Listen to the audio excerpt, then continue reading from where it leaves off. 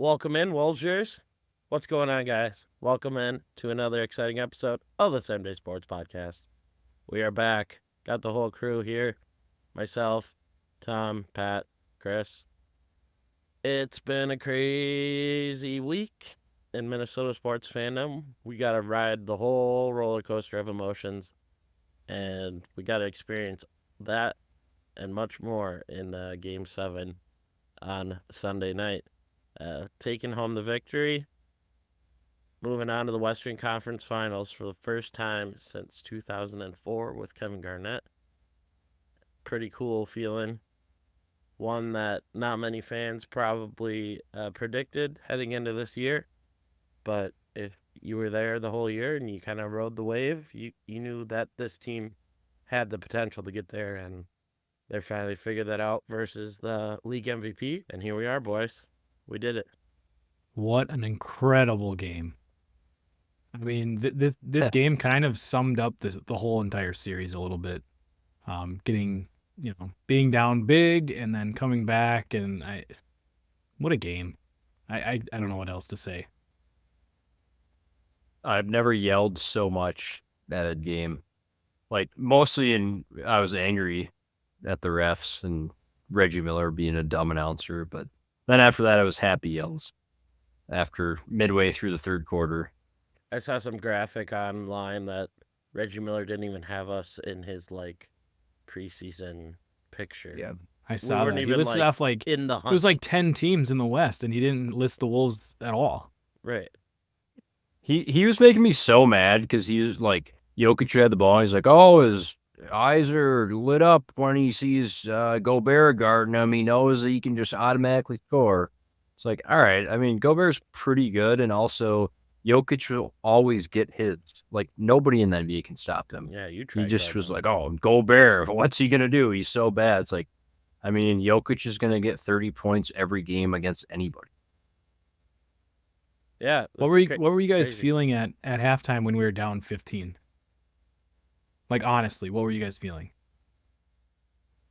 I just thought we had to make it to 10, trip it to 10, and that every time it felt like we were getting there, there would be a little slip up. But, I was like, just get it to 10 and we're fine, because we've done it before in the regular season. I turned it on when it was 58-38, so you're welcome. I listened a little bit of the radio in the second quarter, and Jim P was on the radio. He was so frustrated, and it was a terrible first half. I mean, the offense looked abysmal. They weren't moving the ball well. They were kind of careless. They weren't knocking anything down. So yeah, I mean, it was a really frustrating first half. I mean, could you imagine? Like, the only guy we had playing well was Towns. Like, nobody else was really doing anything. Could you imagine if you just had the audacity to stand up and just walk away and just leave, not watch the game? I think people did that. I mean, I did it for a minute. I was a little frustrated, so I had to step outside and play with Nolan for just a few minutes and just kind of relax, and then my anger kind of went to sadness, thinking, oh, this was a really fun playoff win, and this could be the last time we get to watch them. So I was kind of more sad than upset or angry than more than anything. Yeah, I knew some people when I knew went to bed. Well, hey, you gotta get up in the morning, head to work. When I knew we were gonna win, once someone got the steal off Jokic, I think we were down by 6. It was 61-55, and then Ant had that dunk to cut it to 4, and Kevin Harlan's like, "Oh, here we go," and I was like, "Yeah." It's like, as soon as we started playing good defense and getting fast breaks, right there, I was like, "We're gonna win." Like, it was just like a switch right there, because then I think Towns had 2 layups, and then I don't know if we were still down 4 or 2, and then Ant pickpocketed Murray. I was like, all right, we're playing defense like that, we're going to win. Yeah. I think it was the Gobert turnaround for me, like Ant and Kat said in the post game. Once you saw that going, you knew it was destined to happen. So, yeah, just kind of feeding off that energy. It was fun to watch, like you mentioned, with our defense transitioning to offense so quickly. With the fast breaks and us making the shots that sometimes we weren't making earlier in the season when we were getting those open corner looks on the fast breaks that are finally going in. Naz Reid making a couple of huge plays down the stretch, not only on offense but defense as well. Just everybody stepped up.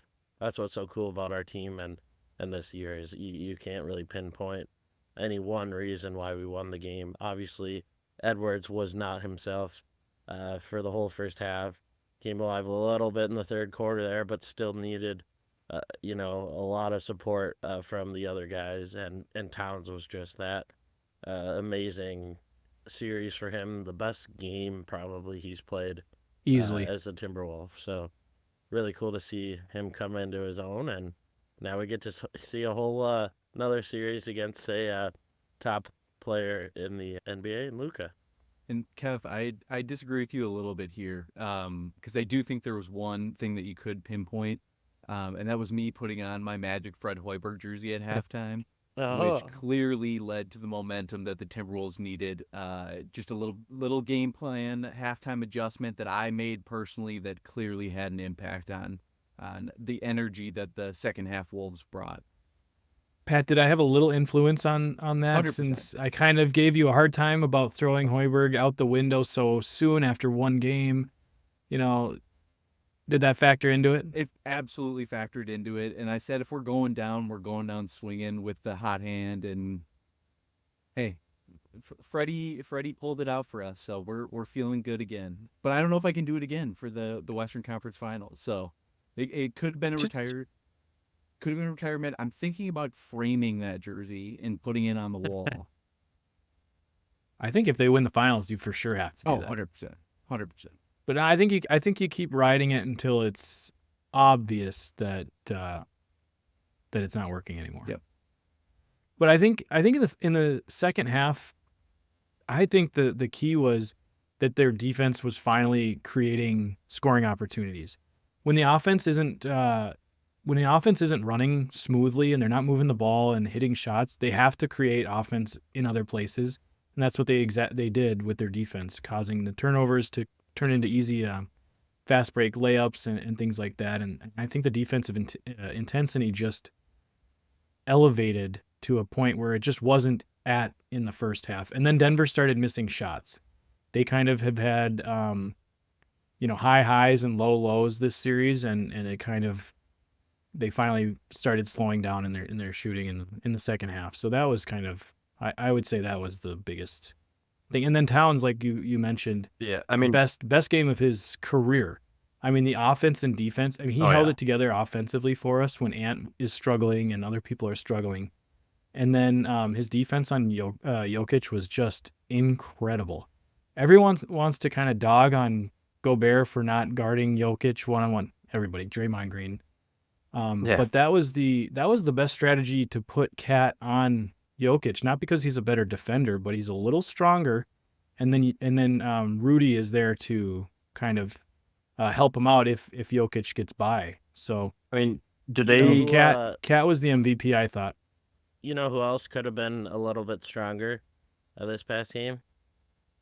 Not gonna call anyone out specifically, but I'm scrolling back through the group text here, and man, Tom, you gave up hope. Someone's about to get called out. Pissed, just sad. Uh-oh. Going 7 games against Denver team is an accomplishment. Just felt like we were destined for more. Yeah, I stand by that. At that point in time, I just said that. They're probably at that. Womp.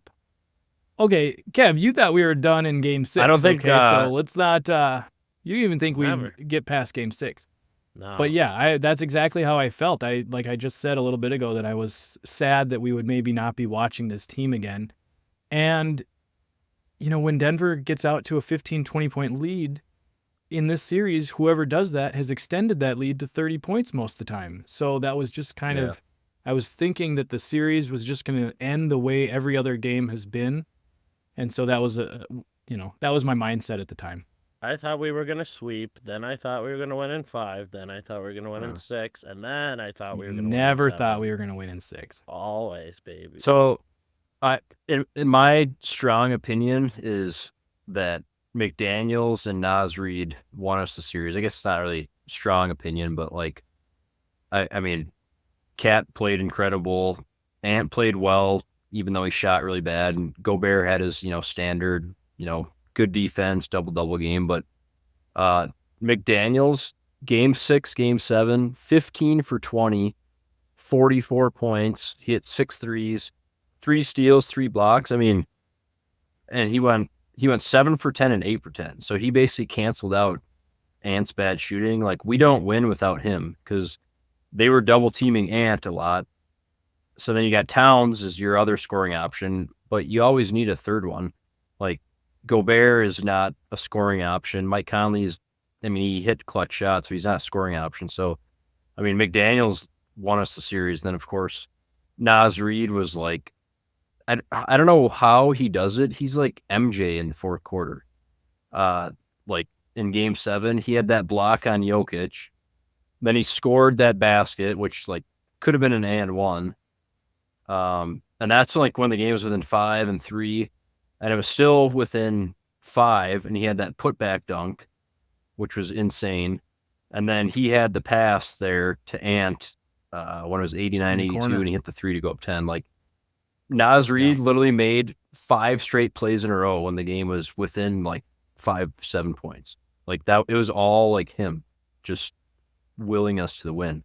It's crazy how good because didn't he score like 16 in the fourth quarter a different game? Yeah, I think he did that in game 1 or it was game 1. He just played a terrible first, second quarter, and then he figured it out in the third and fourth, and was a huge factor in that win. So yeah, that's just the way he plays. Yeah. That feels we like can't win without those guys. Game 1. Good. Oh my goodness. Yeah. It Do you was guys an even eternity remember game ago. 1? I barely remember it. There's too many games to remember, which is a good thing, but yeah, it's kind of hard to go back in time, which is what makes it so cool to have a run like this, because certain games are going to stick out in our memory because of certain things that happened, but other than that, especially if it goes 7 games again. So yeah, It's not going to. we get home court this time around. That's going to be cool. KG might show up. I don't know if you guys saw that on Stephen A's show. He said, I got to. So, We'll see. We'll see. I don't know. Who cares?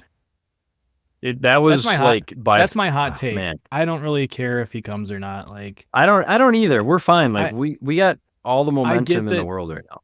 I get that he's an iconic member of this team and a big he was the best player in franchise history and things like that. Cares? But it's like, I don't know. Let's kind of move on past those KGD years a little bit. We don't have to. It was 20 years ago. I'm on Glenn Taylor's side. It's not that I don't like team. KG. It's just I think it's time to move on past nostalgia a little bit. And Minnesotans are suckers for nostalgia. We're too nostalgic about everything. And he never won a championship Glenn with Taylor's us. Team, so we're gonna go however far Glenn Taylor leads us. I agree. This team is so much better than the 2004 team, like as a whole. Like 100%. Garnett, we talked about that a couple weeks ago. Like, like Ant and Towns, like they're a whole level below how good Garnett was. Like, as great as Ant has been, like KG was so dominant. But like as a whole team of like 7-8 guys deep, like this team is way better than any team we've ever had. Can you imagine Irvin Johnson trying to guard Karl Anthony Towns?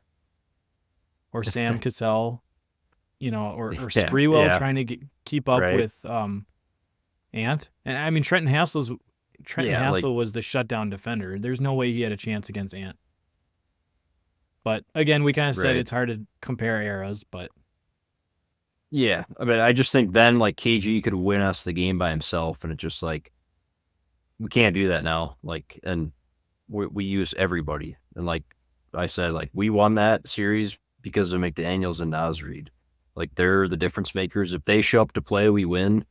If they don't show up, we don't. Because, you need everybody. I still think we go as far as Ant takes us. Ant has that in him to win us games. So we'll see that here more down the stretch. But when they double team him and, like, if they're focused on him, didn't he have like 8-9 assists? What? As soon as they double team him, all he has to do is pass it, and we just keep swinging around. No, I agree. He's learning how to play off of doubles, and that's good. But like, so then I guess what do you mean by we only go as far as Ant takes us? He showed the other night that he can score 17 or 16 points he on brings 6 all for the 24. attention on him. I don't know. Look at the series. If we didn't have him, we're not winning. Well, yeah, I know. But I think that we learned that Ant doesn't have to play amazing for us to win, which is how we felt at the beginning of the series. Like, oh, Ant has to score 40 for us to win. And game 6, game 7, I was like, all right, we just need a team effort. Like, we don't need him to go off for 40. Yeah, I agree. I think the one thing that we haven't really touched on too is Ant's defense in the second half on Jamal Murray when they made the adjustment from, I think Nickeil Alexander-Walker was mostly guarding him in the first half, and he got cooked. Like Jamal Murray was on fire and absolutely cooked Nah. And I think after the game it was Ant's quote, which we're now all getting used to, saying how he had Jamal Murray in handcuffs the entire second half, and people are like, wait, what are you talking about? Jamal went off for 35 or whatever he had, but Ant locked him down in the second half, which is awesome to see. He's averaging 29 points per game in the playoffs, and that's the most out of any player that's still remaining. More than Luka, more than Tatum, more than Jaylen Brown. Yeah, Kev, I think what we're saying, though, is that he can have an off night like that and other guys step up. I'm not saying that, if Ant gets hurt and doesn't play for the rest of the series, that we'll still win the series. I'm just saying he doesn't have to have 45 points every single night for us to win. Find a nice piece of wood over there to knock on. Oh, I'm not superstitious. If I told you that if I told you game 7 that Ant would shoot 6 for 24 from the field, like that's 25%. How much money would you bet on the Nuggets winning? You'd be like, oh well, the Wolves lost by 30. Ant shot 6 for 24. No way we won, right? But like Pat said, he plays great defense.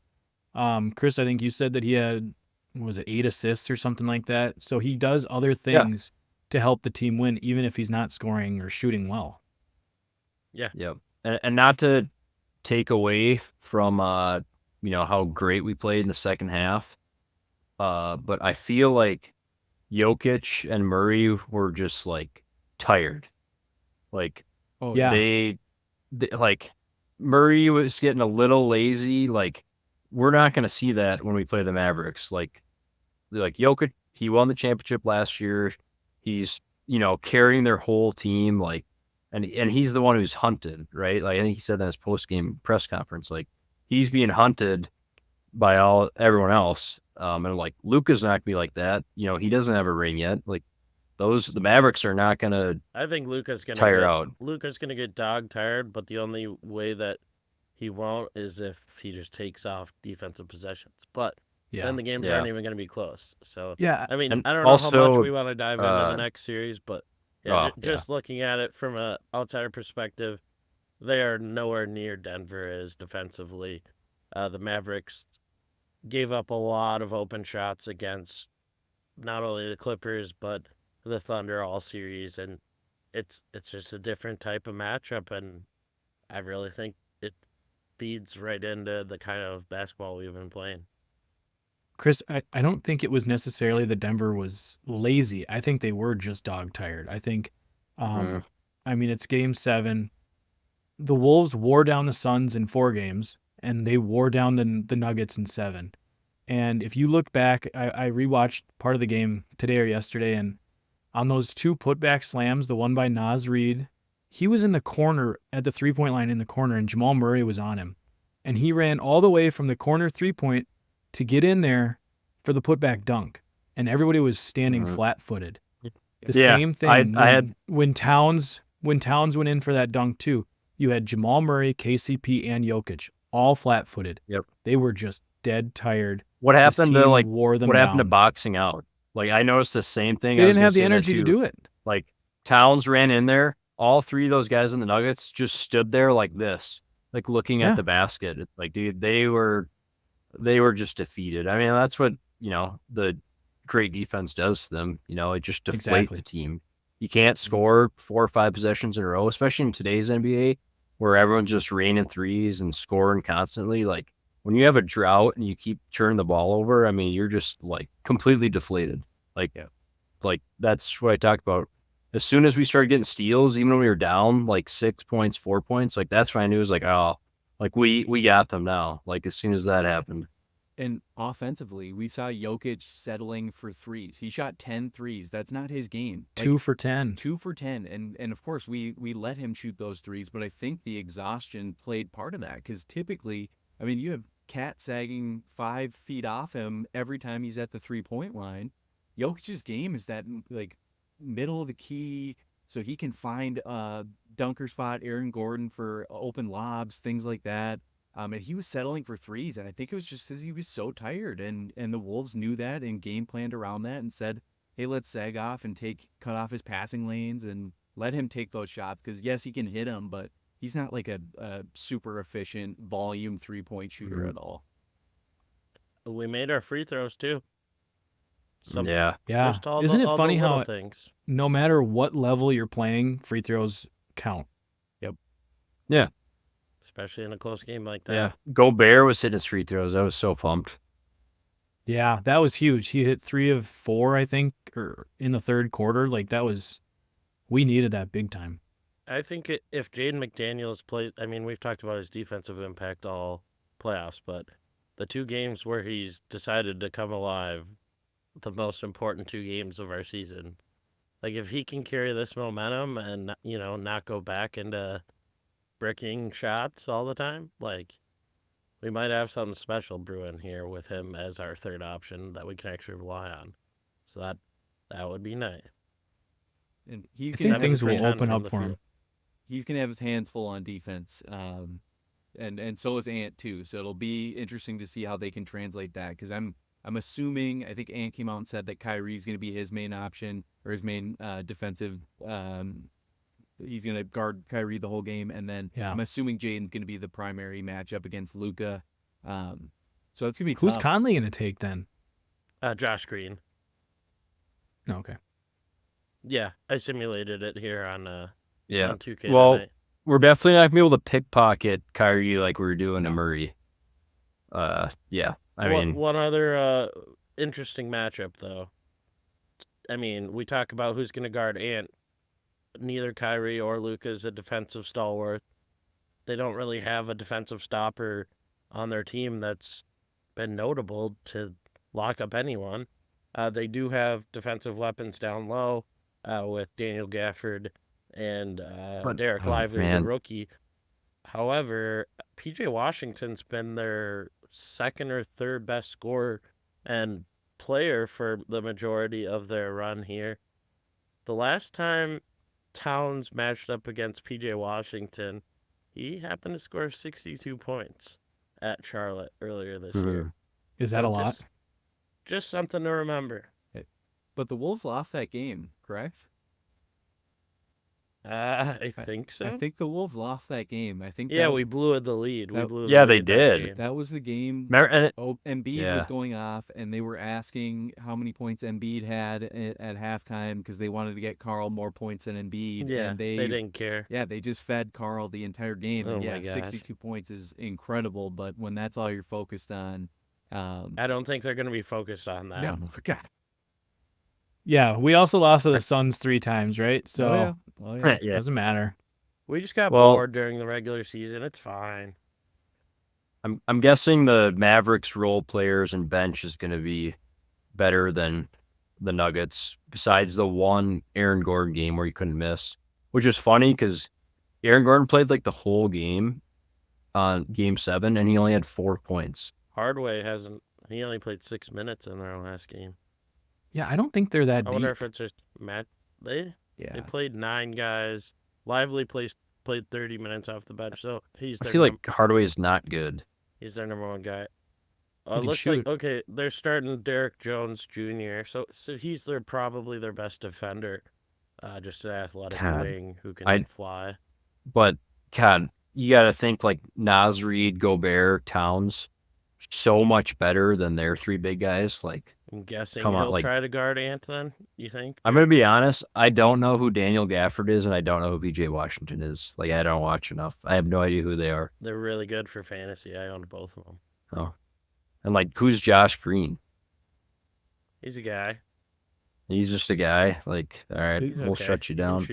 PJ Washington has been really, really good. Kevin, you already said this, but he's been like he's already a really solid player, and then playoff PJ Washington Kentucky guy has been incredible.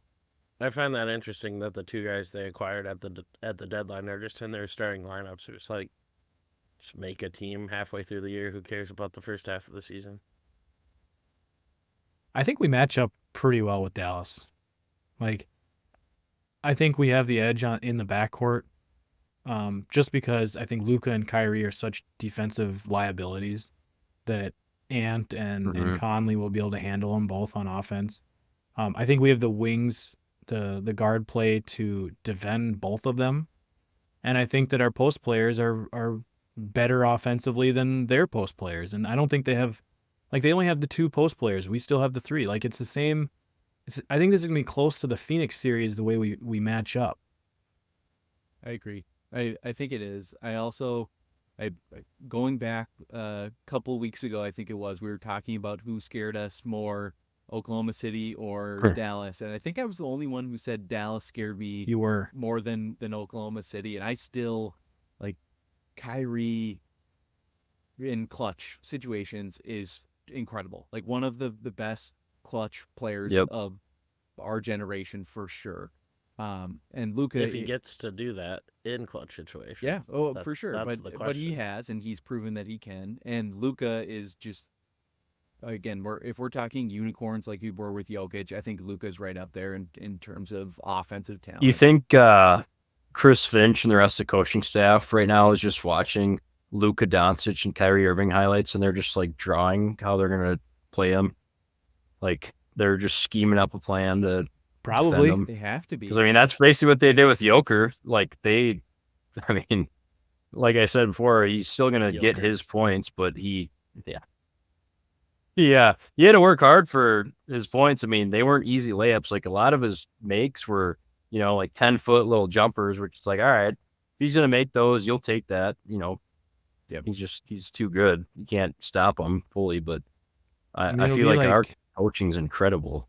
It'll be kind of like the Phoenix Suns series where, Durant was still getting 30 points, but, what are you going to do? You're not going to completely shut out Luka. Sure. He's not going to score 10 points. He's going to have close to 30 no matter what. Even if win or lose, he's going to have 30. Yep. We just got to attack the ball at the half court like we have so successfully. And, if Luka's going to do his, he can, but I think it's going to be limit his passing, force him to take those shots and make them if he's going to make them. But yeah, kind of just double the ball or pressure the ball and make his supporting cast do all the heavy lifting. Are they good at like shooting threes, the Mavericks? Like, Luka outside and Kyrie of are pretty Luka? Good shooters. But like outside those guys, do they have like good 3-point shooting? I mean, Tim Hardaway he shoots a lot of them. He's always has. Yeah. I think PJ Washington's a pretty decent shooter as well. I have no idea about Josh Green. I don't know if he... I guess Derek Jones has gotten a lot better at shooting since the last time I've really paid attention to him. And then, Josh Green will come in and hit 1 or 2 threes off the bench, it looks like. But I don't know. We'll find out early in the series how their shooting's going to be. I'm hoping, well, I would assume that it's going to be a little more normal, like not just like all blowouts. Like, that Denver series is like the weirdest basketball series ever. Like, I'm assuming the games are going to be, closer, like within 10 points most of the game. But I don't know. I mean, if we blow them out, sure. PJ Washington hit 5 threes in game 4, it looks like. So oh, wow. Cat'll shut him down easy. He's gotten better. Yeah. They're not ready for us. Like, I think we're going to suffocate them game 1. I think we're going to win in 6 games. I think we're going to suffocate them game 1, and they'll get a game or 2 for sure just based off of having Luka go off. Like, it's not going to be like the Phoenix series. It's going to be in between the Phoenix series and the Denver series. I think we'll win in 6. Are we doing our 7-game our predictions right now? Let's do it. Okay, go ahead, Pat. Sure. Chris, I'm right there with you. I think it's 6 games. I think there's two games where Kyrie and Luka are just a little bit too much to handle.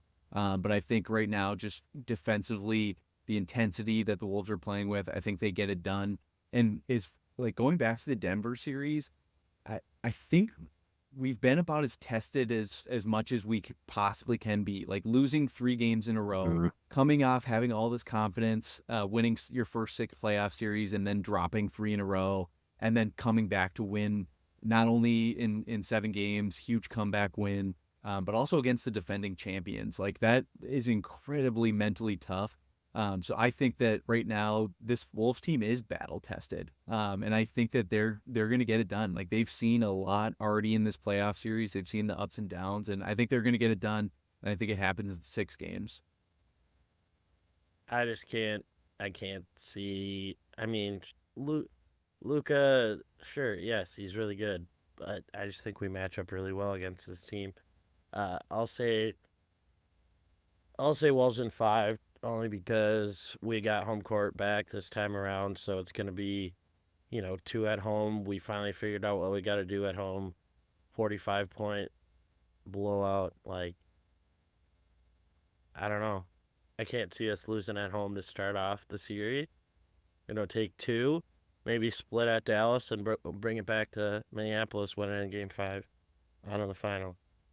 Pat, yeah, like you said, you were the only team, or the only guy that said Dallas was the team that scared you, and I didn't know a whole lot about Dallas, and so I went back and rewatched some of that.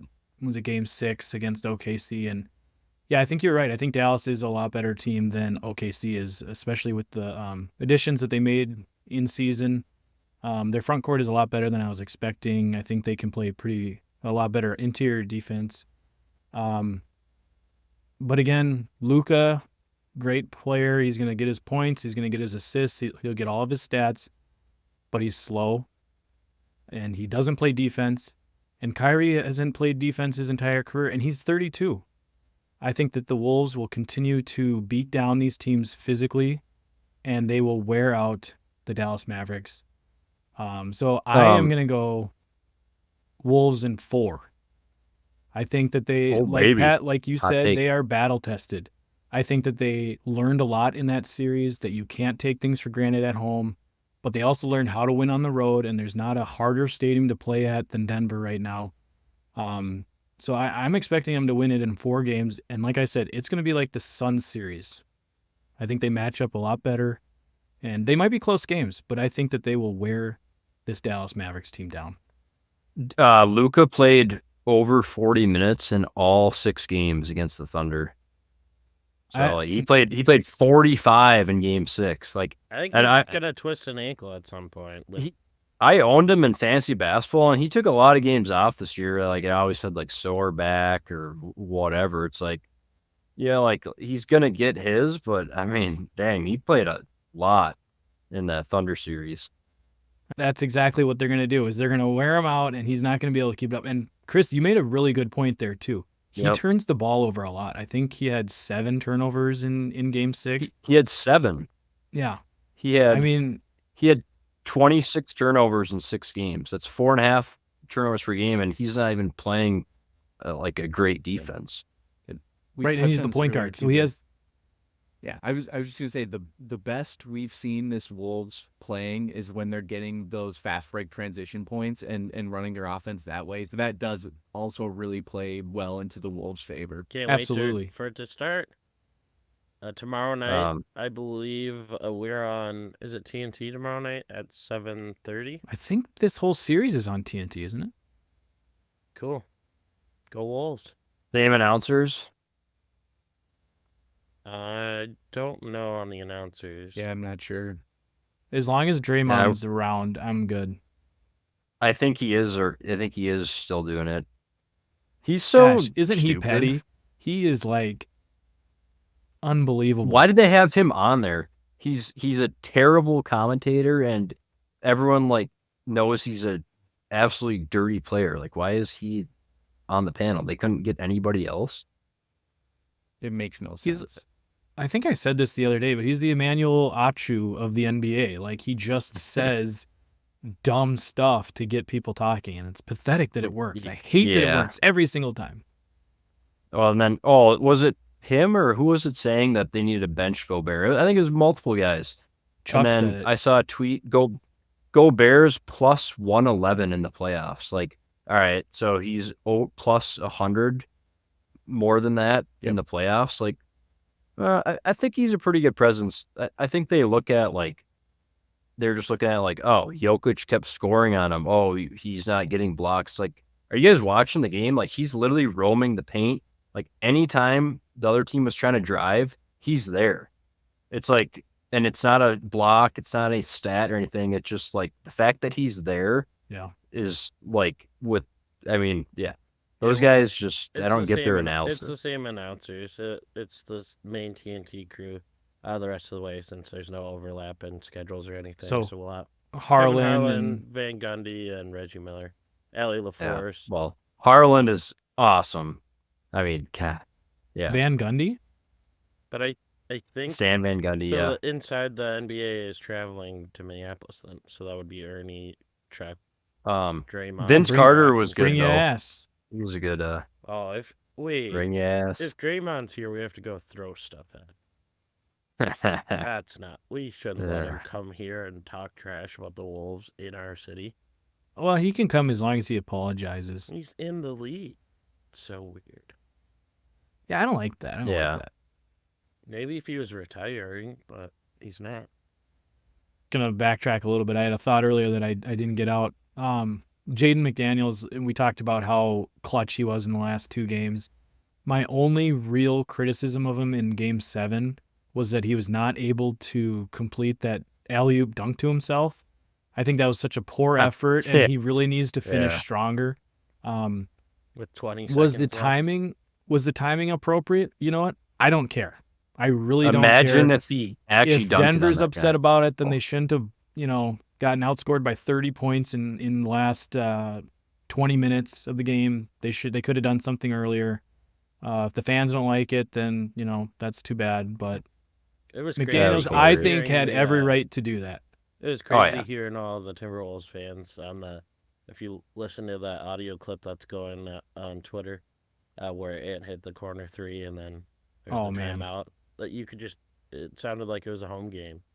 I mean, I don't know how many people could possibly have got into that game from Minnesota, but it sure sounded like there was at least a couple hundred just yelling. I think we have a really great traveling fan base, like a really great weekend. We've been throughout the series, we've been able to hear Wolves chants in away stadiums. It's been really cool to see.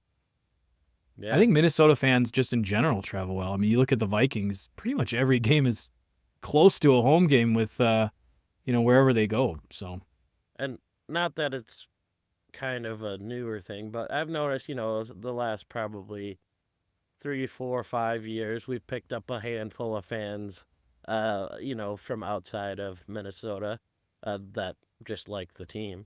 So I'm sure it's a good portion of them as well. But they're riding with us. So welcome aboard. Bring them on.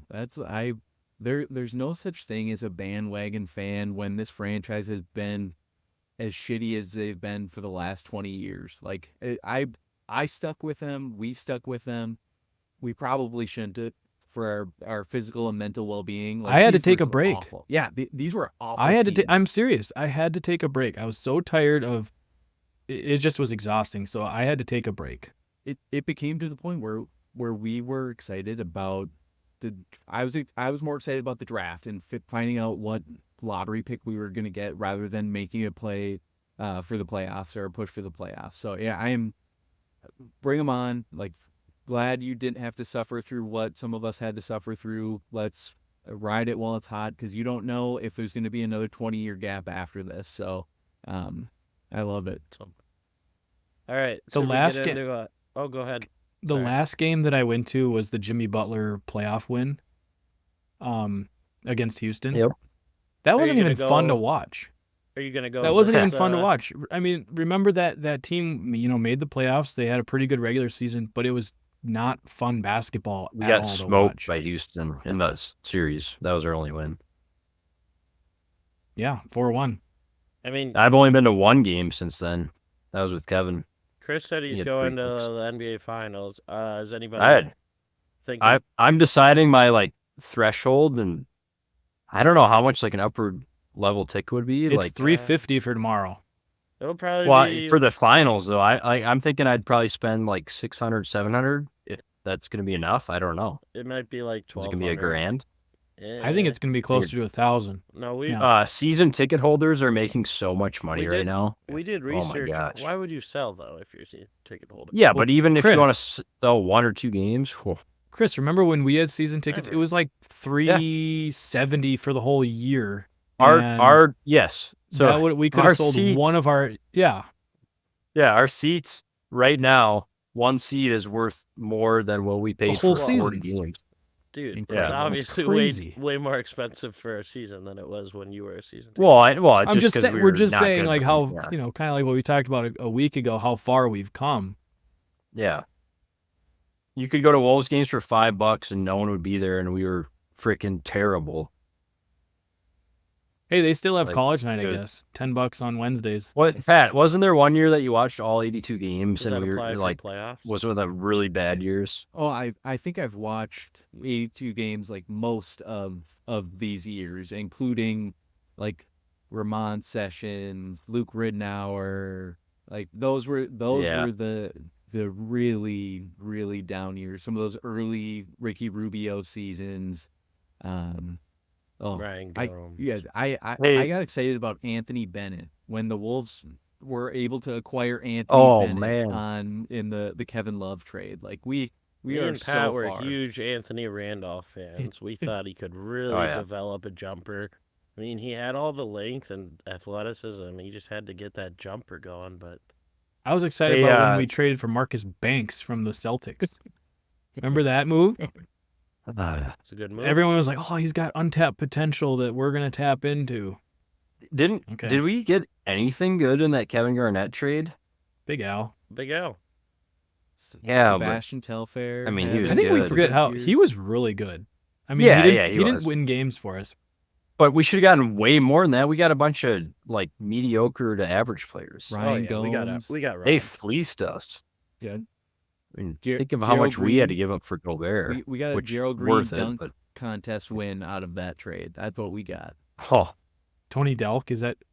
Wait, wasn't there like who was the big hefty guy? Was it Craig Smith? Or maybe I'm just thinking of random people. I'm about to make a Craig Smith reference here and just Sebastian Telfair. He was a bust. Theo Ratliff was like 43 years old and didn't have 2 knees.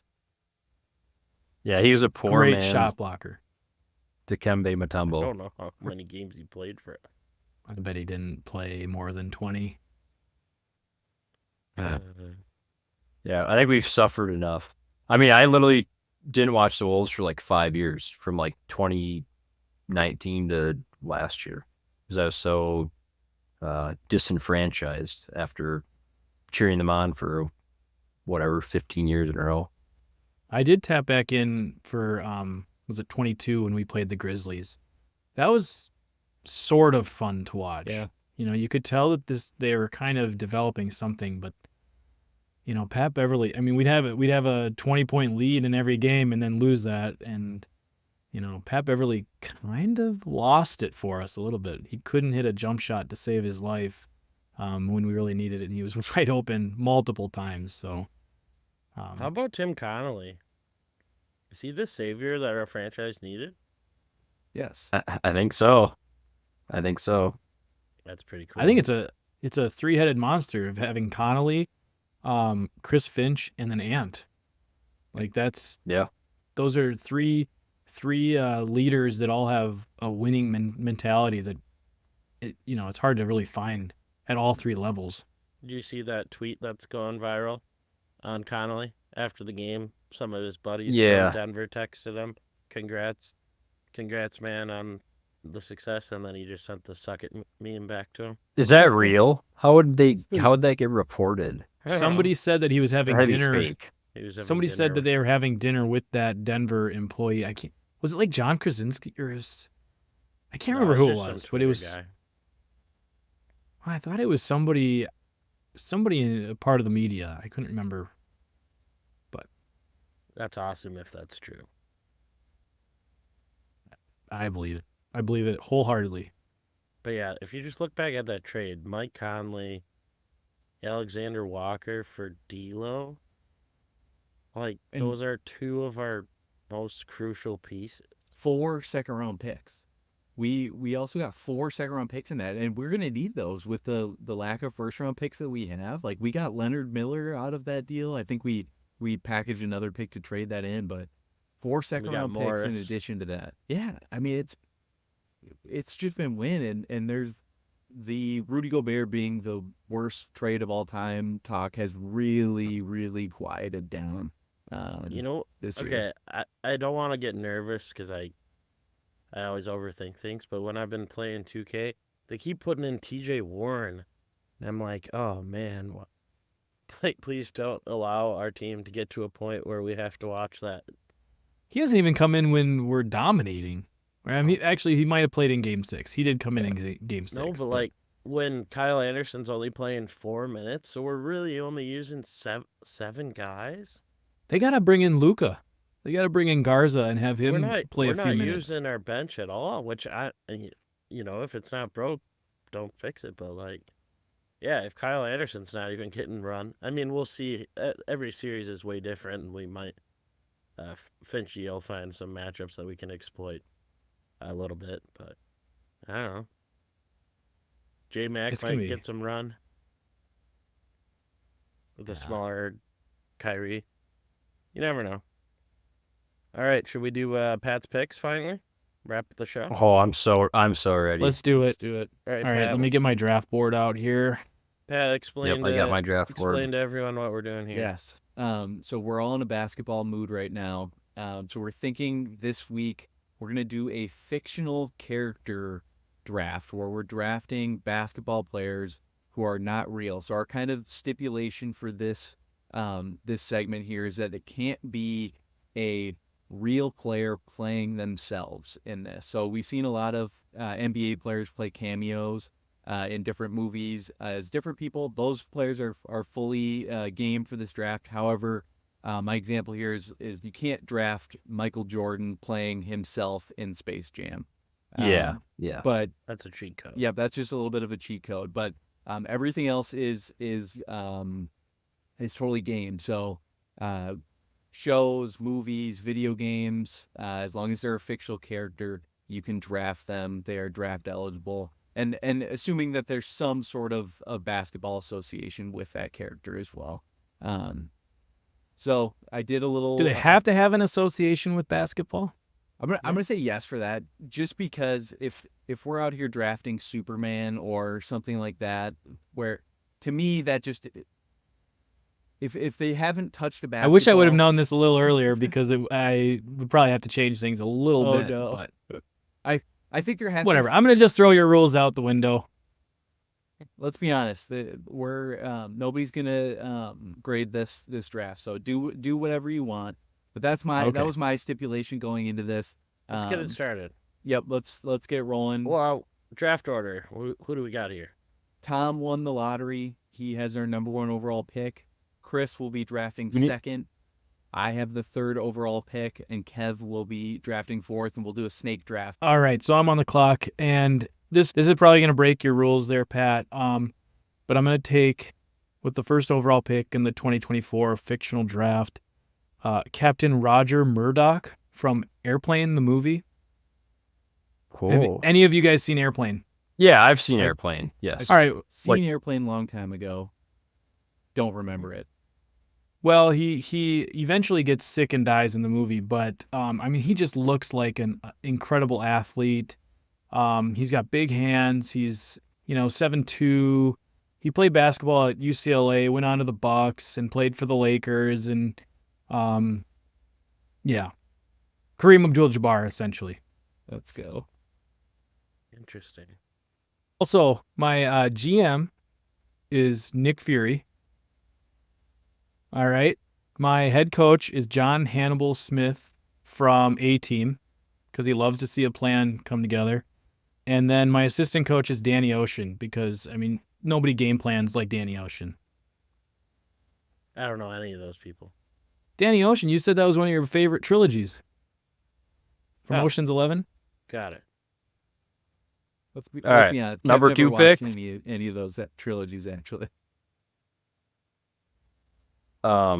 Number 2 pick. I mean, this is too easy. I'm gonna take Stretch from NBA Street Volume 2. Pat, I told you. I told you. I'm gonna take your guys. 6'11" shot blocker. Probably like a 80-inch vertical. I mean, he could basically have his feet above the rim. I mean, you just have to go with him. There's no, in my mind, he should have been number 1. Okay. I am going to go with Pound from Space Jam, aka the Monstar who had Charles Barkley's powers. We're a little bit worried about team chemistry, but with that type of pure athleticism and domination, I think we're starting off pretty strong here.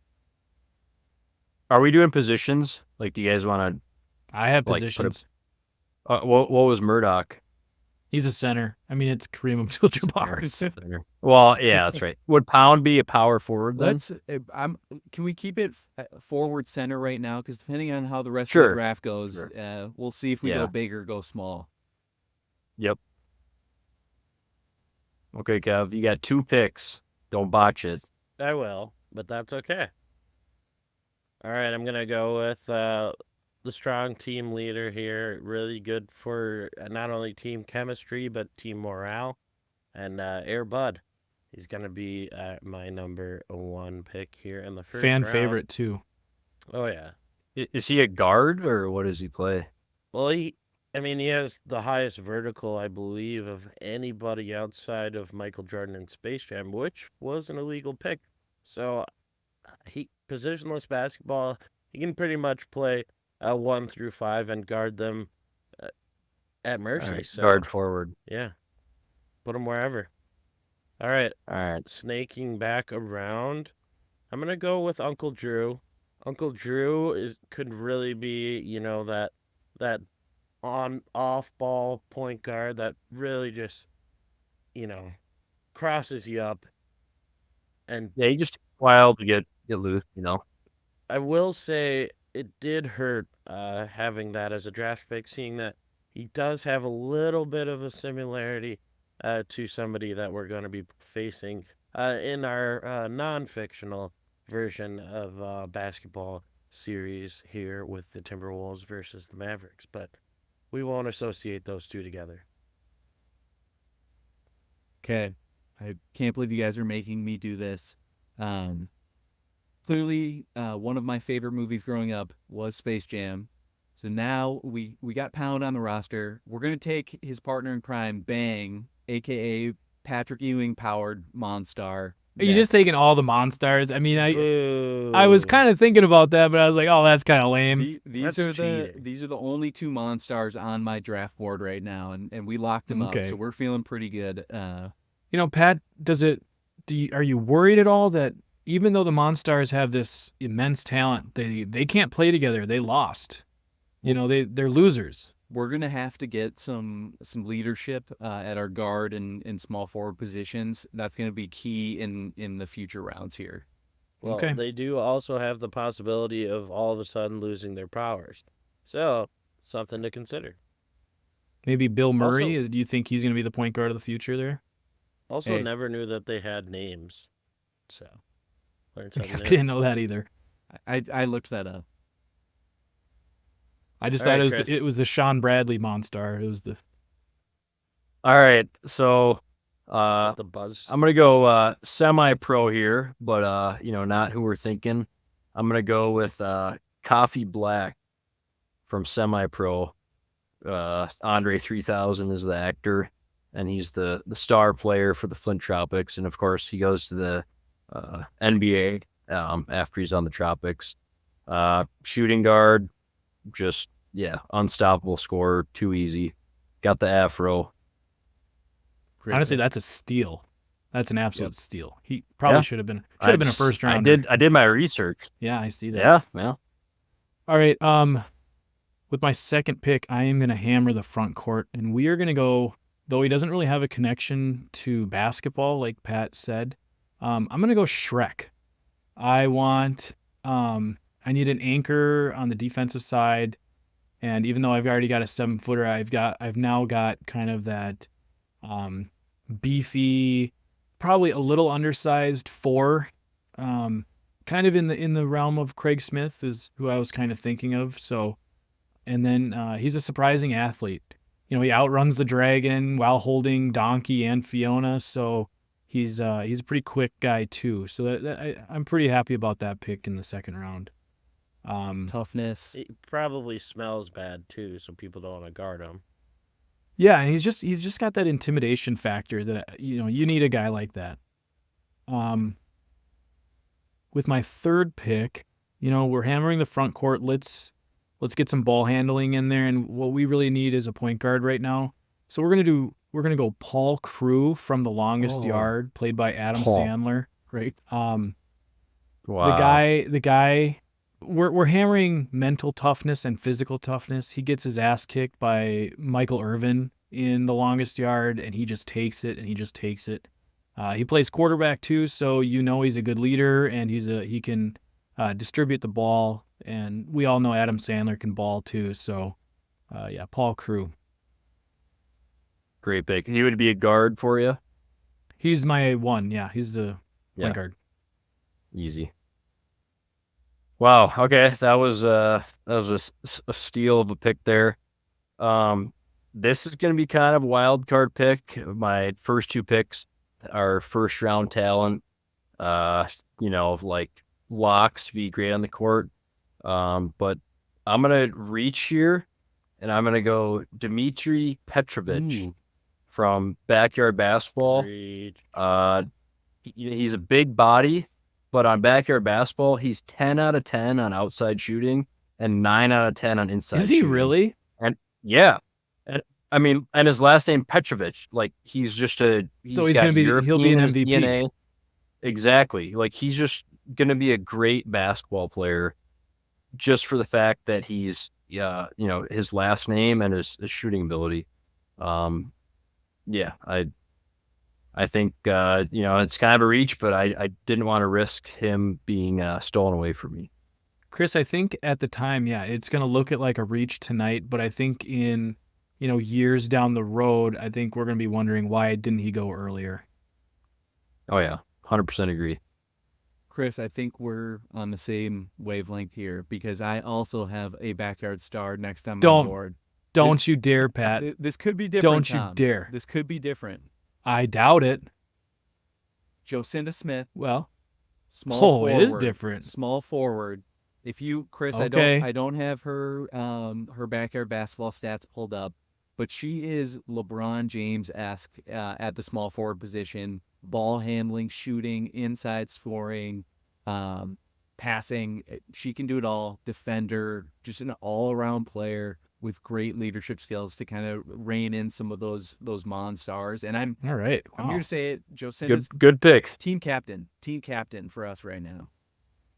You got your team captain in the third round. Nice. I guess I did too. Wow. I am just if I'm sitting there as GM, oh man, I'm turning back. I'm like Kevin O'Connell turning into Kwesi. I'm like, really? We're gonna get our guy here? He fell all the way to the third round? Really? We're gonna go the fresher, young, up-and-comer, talk some trash. He's not scared to say it in your face. He's not scared to wave goodbye to your fans. Kermit Wiltz. From the movie Hustle. How do you spell the last name? Wilts. I have not Kermit seen that Wiltz. movie yet. Is it worth it? What position? It's amazing. Shooting he guard. would be a shooting guard. Played It's by Anthony the Edwards. Anthony Edwards. Great pick. Correct. And, I got a guy from the Mavericks and from the Timberwolves on my team. Kind of, whatever's hot. All right. Yeah, good pick. You got another one, though. Oh, geez. I keep forgetting that. All right. This one, I don't have a lot of size on my team at all, and I'm okay with that because, we really just want to outscore. I'm going to go with Troy Bolton, who is just an amazing high school athlete, probably should have gone pro. Um, Not only could he light it up on the court, but he could really show off his dancing skills and his singing skills off the court in High School Musical. And I really think that he's going to bring that extra team spirit to my roster. And, we got good vibes all around with Air Bud and now Troy Bolton here. I don't know who Troy Bolton is. Sounds like a cornerback in the NFL. Or a running back. He's from High School Musical. High School Musical, bro? No, I have not seen that. Sorry. Lap. Jeez. Great movie. Also a great trilogy. Oh, yeah. Kev, you should have thrown that in your top trilogies. One you've actually seen. Yeah. Really fell off after 2, but it's okay. Okay, I'm getting my point guard of the future here, and we're shocked that he's still on the board. Calvin Cambridge from Like Mike. Oh. Powered up version. He's going to be my starting point guard. Michael Jordan-esque talent at the point guard position. Undersized, yes, but the skills, the athleticism is there. That is another steal. That's a steal. Do you worry, though, being undersized, that, like in the movie, his shoes could be ruined on a dime? So you now have 3 players who they could lose all of their talent tomorrow. Does that worry you at all? It does. This is very scary, but we're pushing all the chips in. This is if we're a fully powered up team, we like our chances for the inaugural Pats Picks Fictional Basketball Championship. I mean, you pretty much have to sweep whoever you play. You're not going to make it through a 7-game series with your roster. Very true. So, I'm man, this is a pretty tough decision here. A lot of discussion in the draft room, between all the coaches but I'm gonna go with Dwight Schrute. Oh no way! Just based off, he's doesn't have a ton of skill, not a great shooter, but he has intensity. And he's like the type of guy that you hate playing against him, but when he's on your team, you love him. Like he's just so, like, he's very toxic on the court. He wears the face mask, and he's just not a guy you like to be around. But when he's on your squad, yeah, I mean that's too easy. I can't believe that you sniped me on Dwight Schrute. All right, Tom, you're panicking. Jeez. You're on the clock. No, the good thing I had a 6th man, so I've got somebody else in mind. So right now, we need scoring. We need some outside perimeter threats. So this is who I thought Pat was going to take with that Jocinda Smith pick, but we're going to take Barry DJ from Backyard Basketball. Nice. The guy was lights out from behind the arc. Great athlete, a little undersized, which is now kind of an issue on my team. That Dwight got scooped up there, but I like him at the 2. And actually, Shrek is going to be. There was a cheat code in NBA there was basketball that you could play with him. So there was a way that you could. I can't remember how, but there was a way that you could unlock him and play with him. So, and he was incredible, like Steph level of outside shooter. Yeah, he made everything. Yeah. Like he made Dmitry Petrovic look like not that good of a shooter. He was like the Pablo Sanchez of basketball. And actually Pablo was really good too. So. Oh, yeah, I'm reading his stats right here. Literal cheat code. He has 10 basketballs on every single stat. So. Great pay. All right, we got one more round. I got the lineups up if you guys need to, analyze where to go. You got to put for my team. You got to put Shrek at the 4 though. Okay. Yep. Yeah, and you could change it after too. Oh my. Okay. Tick, tick, tick, Tom. So I have one name. This isn't who I really wanted at the 3. I wanted Dwight at the 3 just to provide a little bit more size. However, what this guy does not make up in size, or doesn't have in size, he makes up for tenacity and really tough defense. And he's super aggressive. So we're gonna go Tasmanian Devil from Space Jam, or any other Looney Tunes movie you want to say. But Taz, he's undersized, but he can pretty much guard all 5 positions. Just because of how aggressive, and he's got a little intimidation factor there because he's crazy. He eats the basketballs. Good contrast to Shrek. Shrek isn't so quick, and Tasmanian Devil is probably the quickest player in this draft. For sure. Let's be honest. Yeah. And the nice thing about him is he can, he's a slasher. He gets to the rim. He can weave in and out.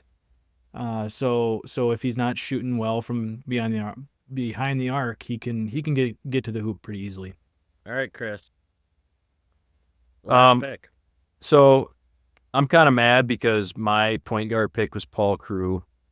Really? Stolen from me. Yeah, I don't know why. I was just thinking of movies, and like that was like the first thing that popped in my head. I was like, Paul Crew, like point guard, and then I was considering last round instead of Dwight Schrute, Kevin Malone. There's a clip in The Office. He actually makes like 14 in a row or something. But he's a role player. He's not a starter, and that's why I went with Schrute. But for my point guard, I'm gonna go back to NBA Street Volume 2 to pair up with Stretch. I'm gonna go Biggie Little. Great pick. Chris, I was considering Kevin Malone in my last pick there too for my small forward position. So we're on the same page there. Yeah, I mean, even Michael Scott, he's he could be a draft pick. Michael's a little bit of a team cancer, but yeah. Oh, I'm very torn because I could go very heavy in one direction on my team here, and that's kind of what I want to do. But there's also a player on the board who I think would be too good to pass on right now, and that is Jesus Shuttleworth, aka Ray Allen from He Got Game. Plug him in at the 3. Let's get some outside shooting. We're feeling pretty good. And another person who loses powers. Where do you want Jocinda? You want Jocinda at shooting guard? Let's throw Jocinda at the 2, and we'll put Shuttleworth at the 3. Isn't Ray Allen a 2? Wouldn't you put him at the 2? That's true, but Jocinda's a little. I don't know Jocinda's height right now, but I'm assuming it's not quite Ray Allen level. So Well, I mean, she's 10, so yeah, she's probably like 4'7" or something, right? We're playing a little position. I don't think they list heights. All right, I will wrap up the draft here before Mr. Irrelevant. Before I say my coach. And people talk about having, all the size, the speed, the athleticism. You're not going to be able to win much in this league, especially versus this lineup, because I'm going to go with Marvin the Martian here with the last pick of the draft. And you might go, Kev, why Marvin the Martian? People don't even remember him from Space Jam. Well, that's because he gets killed halfway through the game, gets squashed by one of the Monstars. However, the first half of that game, he was actually the referee. So I really think in order to win in this league, you need to have the refs on your side. Why not just draft the guy right here with Marvin the Martian, and we got the refs on our side to help our team go all the way. All right. Coaches? First thoughts, looking at... Oh, we need coaches? Yeah, okay. Tom, who is your coach? Hannibal Smith from A-Team. That's my head coach, and then Danny Ocean's my assistant. All right. My coach is Chubbs from Happy Gilmore. R.I.P. Carl Weathers.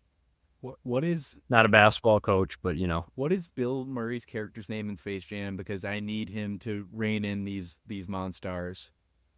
Is it not just Bill Murray? Is it Bill Isn't Murray? he playing? I thought Wait, as in himself? I thought he was playing himself. Well, yeah, he is playing then himself. He's just Bill Murray. Bill Murray, come on down.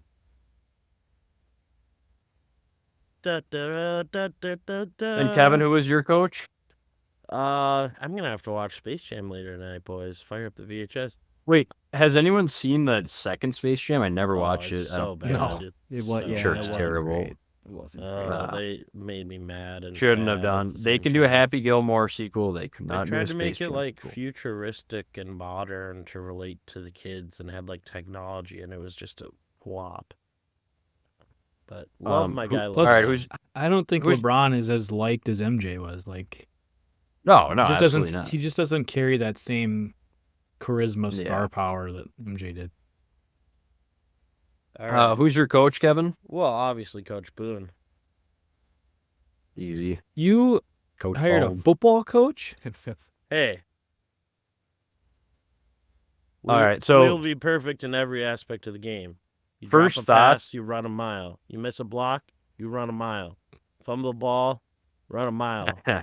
I will break my foot off your John Brown hind parts, and then you will run a mile. Kevin, I gotta say, your team is lacking size, but you do have Uncle Drew and Kermit Wiltz. And a So you rep. definitely I know Airbud can jump, but you're still playing pretty small. Marvin the Martian's pretty small. Troy Bolton is like a high He's pretty schooler. small. Pat probably has the most talented team, I'd say for sure. I don't think my team is that great, but it's definitely the most exciting to watch. I mean, can you imagine Coffee Black, Dwight Schrute, Dmitry Petrovic, just like that combo of players on the court playing together? I mean, that's pure excitement. And then, yeah, Tom, I think your team is like probably second best team behind Pat's. I mean, Paul Pruitt, point guard, Roger Murdoch. I mean, too easy. See, the thing with my team is that we draft for specific roles and specific lineups. We're not necessarily like, let's go get the best player, but we want guys that can play cohesively in our system. And so that's actually what's going to put us over Pat's team. There's a lot of egos on Pat's team between Calvin Cambridge and true. Charlesworth and You got two Monstars are a Yeah. disaster, you know. So I mean, the I like the Monsters did lose. cohesiveness of my so- unit. True, yeah. And how did we not have Jackie Moon drafted as a player coach? Like if we had a coach option and we did not take Jackie Moon, that's a miss on our part for sure. Yeah. Well, He just doesn't went have with the Coffee talent. Black. He's Yeah. not good enough. he doesn't There's have just ambition. better options, Halftime, Beyond and the he front doesn't have dropper. enough hot dogs. He will get the crowd fired up with his halftime show. I think that's a Yeah, miss. he brought a bear in though. He's too unpredictable. He's too much of a loose cannon. And he's a liability. He really is. Yeah. He kind of ran the Tropics into the ground a little bit. That's so fair. it's tough to bring somebody onto your squad like that. So Okay, All right, so how was Lola Bunny everybody, not drafted them? That's the real everybody question. comment their favorite again, draft too out hot of the, distraction. out of the 4 drafts. See which team you like the best, which one you would be supporting there on the sidelines. I'm not going to embarrass myself by saying how many of these names I don't know, because we all know I don't watch movies. I know all of them except Troy Bolton. I can't believe that's the only one you don't know. Wait, Yeah. looks like Also, I forgot Calvin came. I forgot what his name was. I've seen the movie. I haven't seen the Jesus Shuttleworth. I know who that is from like commercials, but I I never. don't think I've ever seen it that. either. Good That's movie. He Got Game, right? Yep. everyone has some homework to do, it sounds like. Yep. All right. That was a fun Pat's picks. We got another fun, exciting late night watching TNT after we take care of business. So excited for that to happen, and let's hope for Wolves stay hot.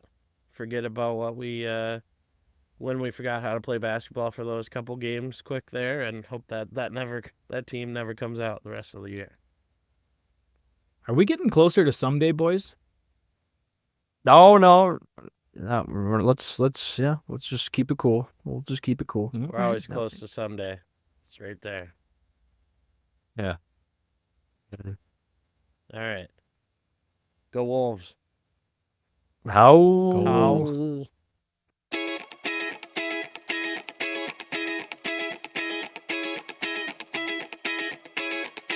I got a